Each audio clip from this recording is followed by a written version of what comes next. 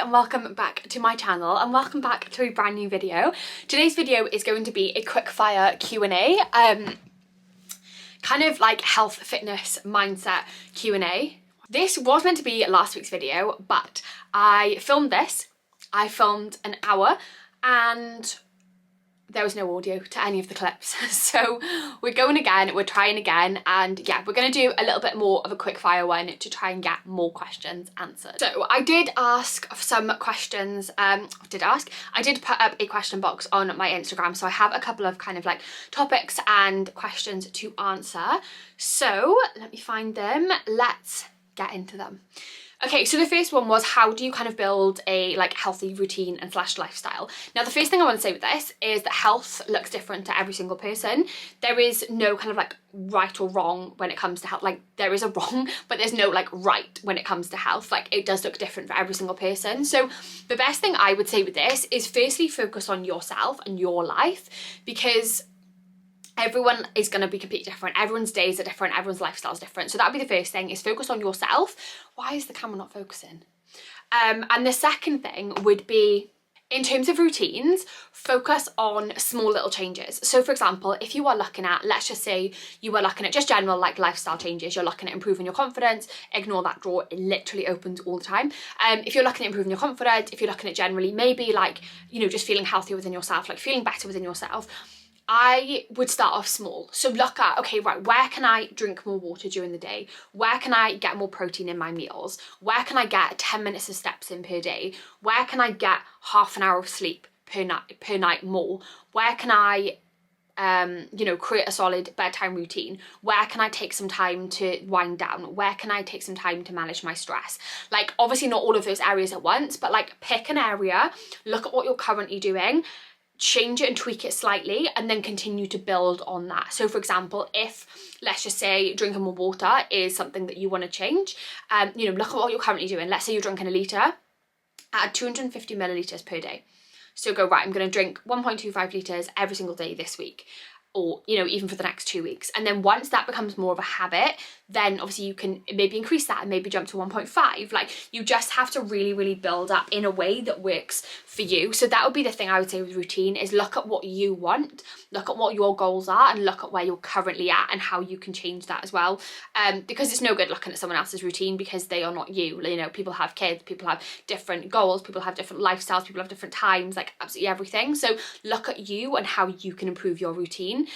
You know, for a lot of people, especially a lot of clients that I work with, they want to maybe, you know, like have more time to themselves, and they're like, oh my god, I have no time for myself, I have no like, but I also have no time to fit that in. And actually, like you just have to make time. So that could be, for example, being more organized with maybe food, so you can prep, you know, ahead of time, so that every day food is taken care of. You haven't got to like think about it every single day. Or you know, looking at the time that you spend scrolling on your phone, really being honest with yourself about that time, and then, you know, cutting that down. So maybe have half an hour of like intentional scrolling and then half an hour of reading, rather than kind of just scrolling endlessly and then feeling guilty for it. Like, again, it's just about looking at kind of what works for you. But that would be the main thing I would say, is look at like each area of where you want to improve, and then change one thing at a time slowly and build on it. How can you achieve your goals when you're super busy and there's no time for anything? Now, this one, I'll be completely honest, there's two things to this, there's two sides to it. Number one, busy people achieve their goals. And number two, the reason that you may not achieve your goals if you're being busy is probably because you are not being intentional with your time. Maybe you're not being organized enough.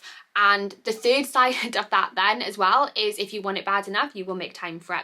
Now, this is not me saying like, oh, you know, everyone's got the same hours in the day and blah, blah, blah. Like, it's not, but ultimately I can sit here and give you all of like the strategies in the world, but ultimately it's your life. If you have goals that you want to achieve, you have to make that time. If you want to continue to kind of be like, I've got no time, that's fine. Like, the only person that's going to miss out is you.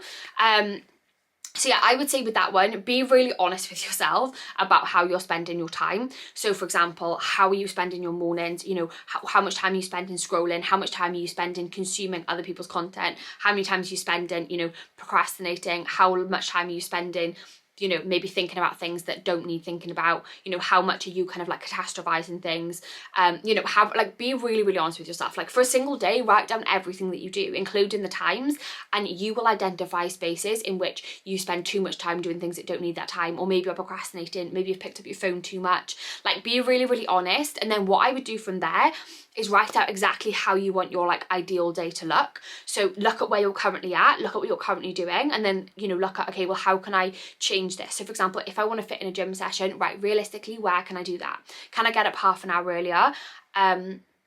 And can I, you know, maybe not pick up my phone first thing in the morning? Can I then not go on my phone until I've done gym, I've done breakfast, and I'm, you know, in work, or I'm, you know, at my desk or whatever, or sat with my morning coffee? Like, you just have to look at kind of where you can make time, because it's so easy to be like, oh, I've got no time, which is, you know, fine.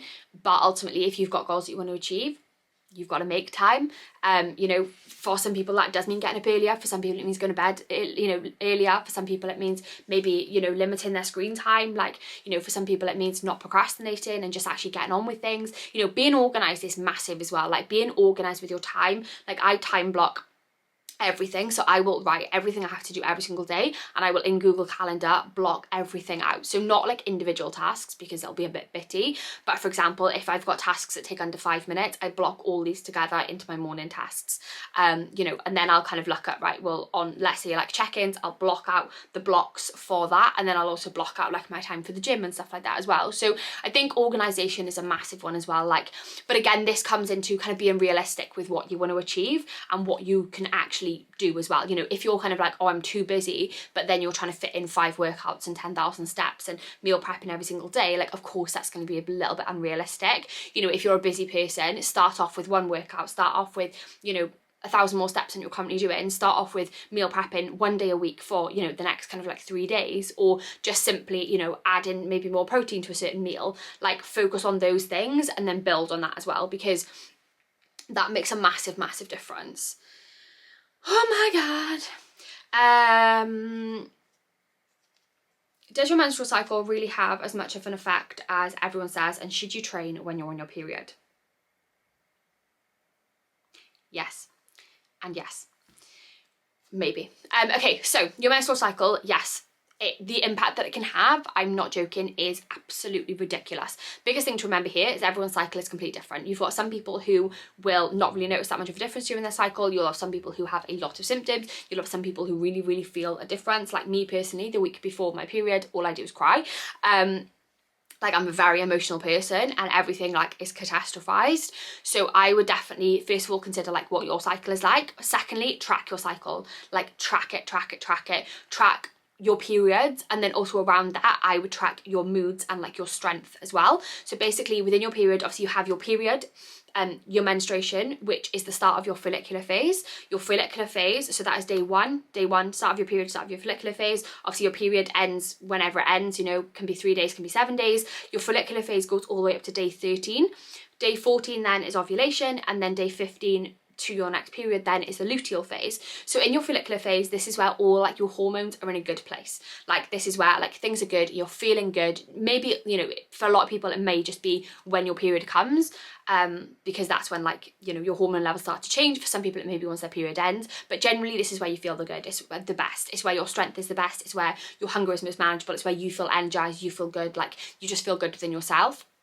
Then as soon as you get into the luteal phase, so that's the 2 weeks before your period, that's when kind of your hormone levels start to drop a little bit. So this can mean a decrease in strength in the gym, it can mean increase in hunger, increase in cravings, it can mean that your sleep is affected, it can mean that your recovery is affected. Like it can honestly have such a difference. Like for me as well, just before like I'm due on my period, my strength can drop by like 50 to 60%.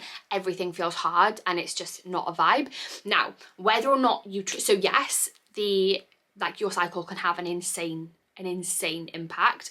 Now, whether or not you train on your period is entirely up to you. There is no clean cut yes or no.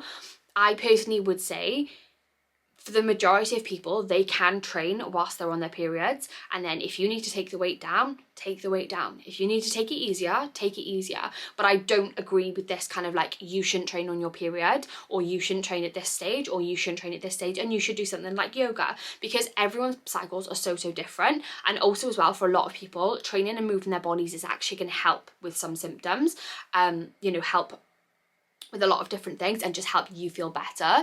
So yeah, there's no kind of like clean cut, but what I would say is don't try and pre-plan it, don't try and preempt it. If you start your period and you feel like absolute shit and you feel like you can't train, don't train. Go and do a walk, do something different. But if you feel okay, you feel like you can train, go and train. And if you need to change the weights, you need to change your sessions, you need to do anything, you can do. Like, it's just not that deep. But yeah, try not to like plan ahead too much. But yeah, your cycle makes a massive difference.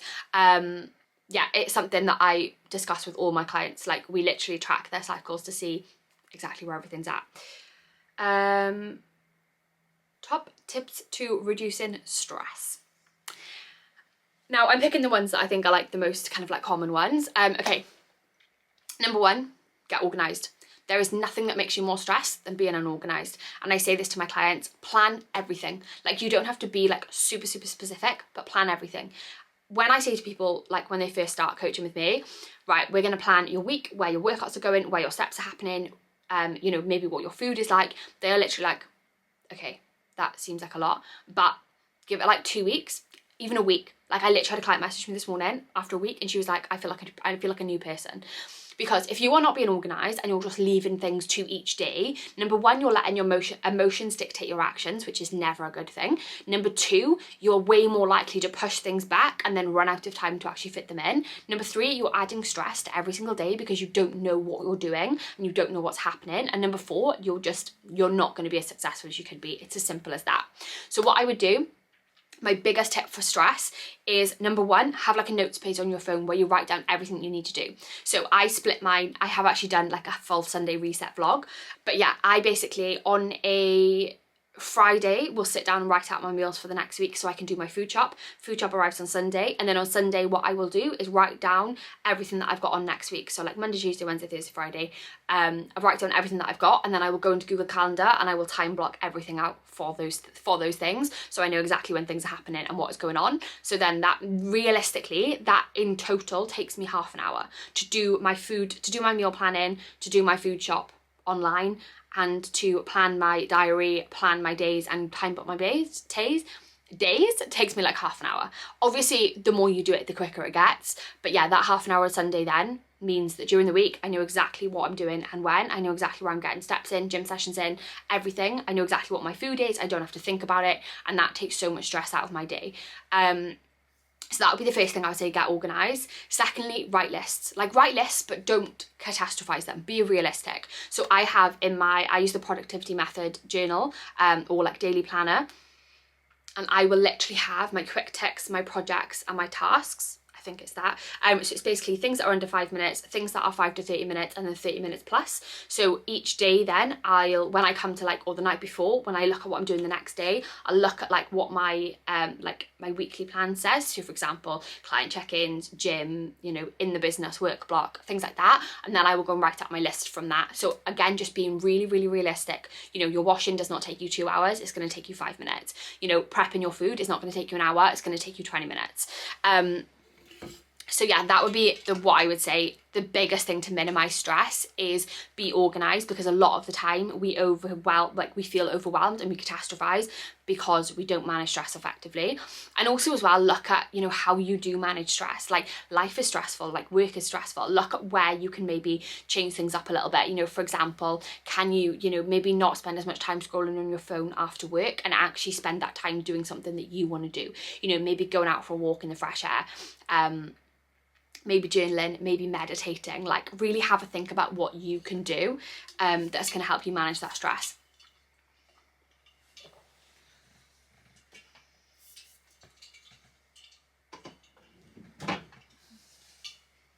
That drawer was really annoying me. Okay.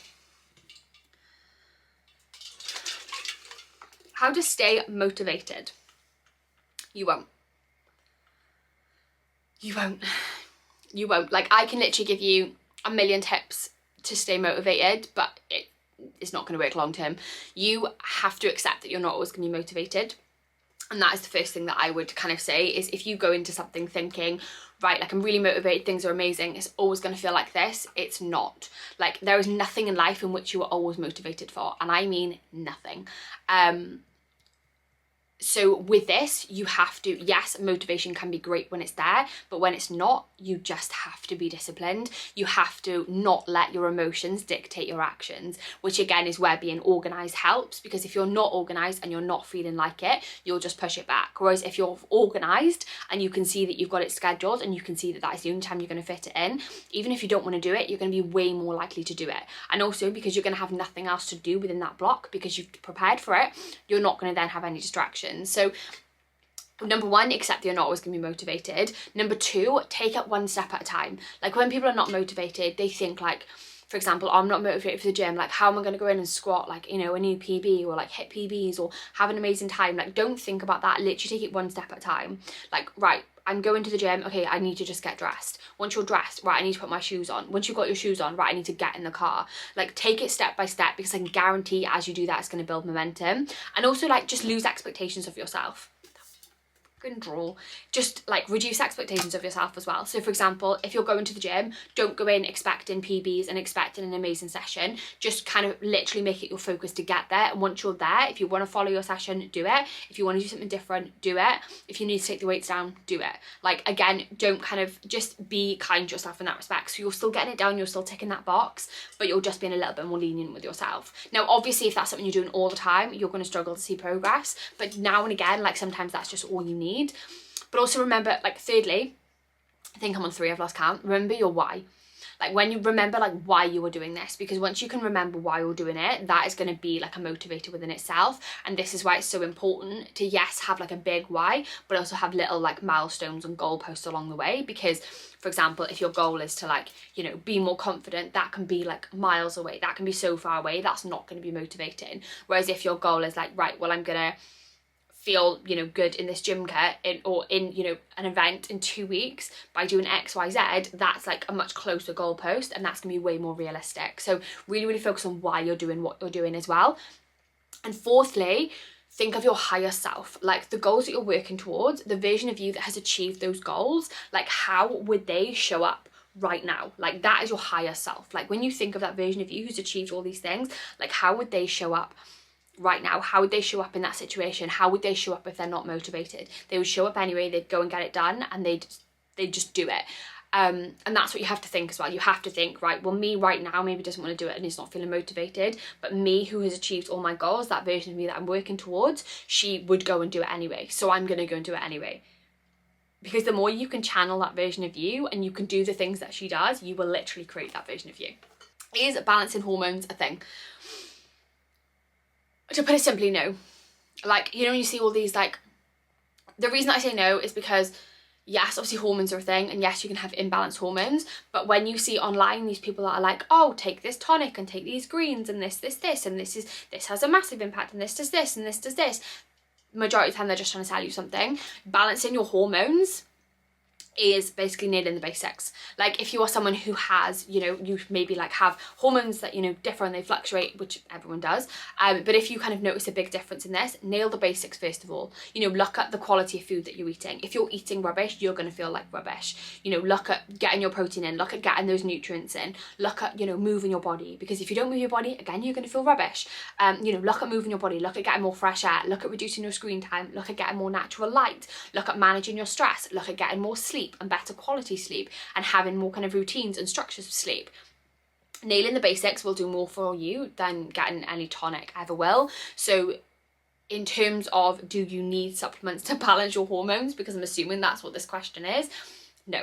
Like, if you are nailing the basics and you're still finding that something is wrong, absolutely go and speak to a professional. But generally, if you've just kind of, you know, if you're just thinking like something's not right, but you're also then just looking at kind of like a supplement rather than actually nailing the basics, you know, if you are eating rubbish, you're not really moving, you're not really sleeping that well, you're spending a lot of time scrolling on your phone, things like that, you're going to feel rubbish, and no amount of greens or tonic is going to change that. So yeah, make sure you're nailing the basics first. How to reduce bloating and improve digestion as someone who gets bloated quite a lot. Okay, I'm gonna wrap this up pretty soon, but what I would say, first of all, is some level of bloating is natural. But what I mean by that is a lot of people think that, like, obviously what you've got to remember is you're eating food throughout the day, you're drinking water, of course your stomach is going to expand. That is not necessarily bloating, that is literally just natural, like that's just completely natural. When people say bloating, obviously that can mean that maybe you've got like more trapped wind, obviously you've got like, you know, like your stomach feels a little bit harder, you know, maybe you haven't been to the toilet in a while, like all these things are going to kind of, you know, make you feel a little bit bloated, make you feel a little bit sluggish. Now, that can obviously come from many, many different reasons. The first thing that I would look at in terms of reducing your bloating is water intake. So many people don't drink enough water. Water intake, that's going to help you flush everything out. Fibre intake is going to help you push everything through, which again is going to really aid your digestion. Walks after like food, so nothing strenuous, like don't go for a run or anything, but after eating, like try and just get your body moving a little bit, because then it's not, your food is not just sitting in your stomach, like your body is moving around, which is going to help kind of like move everything through. But also then you're going to have the things from your food being converted into energy and being used in other areas as well, which again is going to help with things like blood sugar spikes. So I would definitely try getting some movement in, like 10 minutes of movement after you've eaten a meal. That is really good for digestion as well. And then yeah, look at like the basics, so you know, eating lots of fruit and veg and eating lots of whole foods, you know, looking at whole wheat breads, brown rice, things like that. All of these tend to have more fibre in as well, which can really help with digestion. So those would be the kind of main things that I would suggest to kind of aid digestion and to aid bloating. But if you are someone who kind of is like, you know, you are quite like chronically bloated, I would also then keep like a food diary as well to kind of identify why that happens. Because unfortunately we live in a society where if you kind of say like, oh, I'm bloated, people are like, oh my god, you've got IBS. Like, IBS is a crippling condition, and I think it's, yes, obviously people have it, but I think a lot of the time as well, it is something that people just go, oh, I've just got IBS. Like, rather than actually kind of dealing with the cause of it, which could just be maybe an intolerance, it could just be an unhealthy lifestyle. Like, there are so many different kind of things to it as well. So yeah, I would definitely kind of, if you are someone who really struggles with bloating and it's really painful, look at kind of keeping like a food diary and identifying patterns, because stress can make you really bloated. Stress can really impact your digestion, and it can basically mean as well, if you're stressed, the little like villi that are in your like intestine, the little villi that take all the nutrients out of your food, when you're stressed, they go smaller, so they can't absorb as many nutrients, so your body's not getting what it wants. And another thing with that as well is if you're eating in stressful conditions, like you're eating in a rush, you're eating, you know, at your desk in work, you're eating really quickly, you're eating on the go, you are going to get more bloated, because number one, you're probably not chewing your food properly, and number two, you're just shoving it down, which means you're also intaking a lot of air, and number three, you're not giving your body time, you're not giving your brain and your gut time to like catch up with each other, so you're not going to be able to identify when you're full until you're already past the point of being full as well. So those would be a few things that I would say is more water, more fibre, lots of fruit, lots of veggies, walks after meals if you can, or some form of movement after meals, eating slowly, chewing your food properly, and not eating under stressful conditions. So final one, because I said this was going to be quick and I've got to shoot off to a client call in a second. Let's have a little look. Ooh, last one. How to stick to a calorie deficit without always feeling like you're absolutely starving. So first thing I would say is make sure that your deficit is realistic. If you are someone who is always hungry, like especially, you shouldn't really get hungry until you're a few weeks into your deficit. Depends, you know, on how long your deficit is. Some people do 6 weeks, some people will do 16. If you are on day one of your deficit feeling absolutely starving, like there's something probably not right, maybe it could be that you've dropped your calories too low. So I would also look at what sort of deficit are you in. You know, have you dropped your calories by loads and then also increased your energy expenditure by loads? Like, again, you've got to, you know, you've got to kind of look at everything. If you have any questions about that, message me more, like in more detail, and I'll run you through it. But yeah, essentially the biggest thing I would say with this is be strategic with your food. So for example, if you are someone, like I don't eat breakfast until like 10:30, 11 o'clock. So then I don't eat my lunch until maybe like 3:30, 4 o'clock. And then I eat my dinner at maybe like 8 o'clock, 8:30. When I say that to most people, they're like, oh my God, I could never do that. well, I could never eat breakfast at 7 o'clock, lunch at 12 o'clock and dinner at 5, because I would literally need another 2 meals in the day. And for me, that wouldn't work. Like, I am not hungry when I wake up in the morning. I don't get hungry until about 10, 11. So just number one is make sure that you're eating when you actually want to eat, and when you're actually, don't wait until you're starving, because then you're more likely to overeat, but actually wait until like you want food. That would be the first thing I would say, like, is because then again, if you can space, like, the spacing out of your food is going to be massive. Like, if you're leaving like 8 hours between meals, you're then going to overeat. Like, you're way more likely to overeat just because it's been such a while. And of course you're going to feel more hungry. That would be the first thing. Number two, protein. Protein is satiating, which means that it fills you up, so it is going to help you stay so much fuller for so much longer. Like, it is one of the first thing that I change with a lot of my clients, and the difference that they notice in like instantly is insane. So definitely make sure that you are getting a good source of protein in every single meal, whether that be eggs, whether it be egg whites, whether it be chicken, whether it be turkey, chicken sausages, you know, turkey sausages, bacon medallions, you could be, you know, protein powder in your oats, could be Greek yogurt. Like, there are so many different things. Make sure that you are getting a good source of protein in every meal is number one. Number two is make sure you're getting a good serving of fruit and veg in every single meal as well, to get in that nutrients, but also as well volume eating.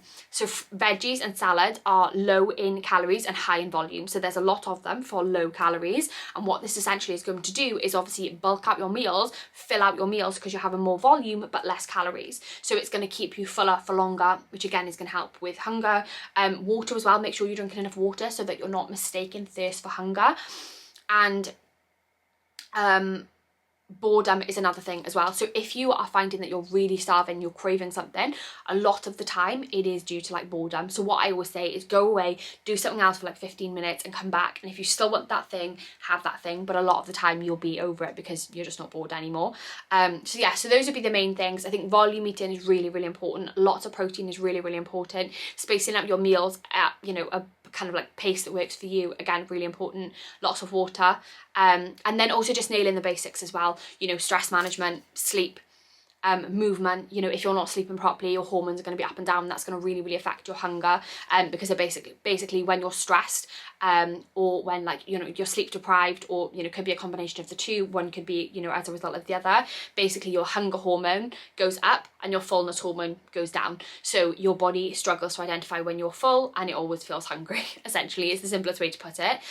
So yeah, so I would make sure that you're nailing the basics in terms of, you know, getting enough sleep, getting some good stress management, obviously nutrition basics, water basics, things like that as well.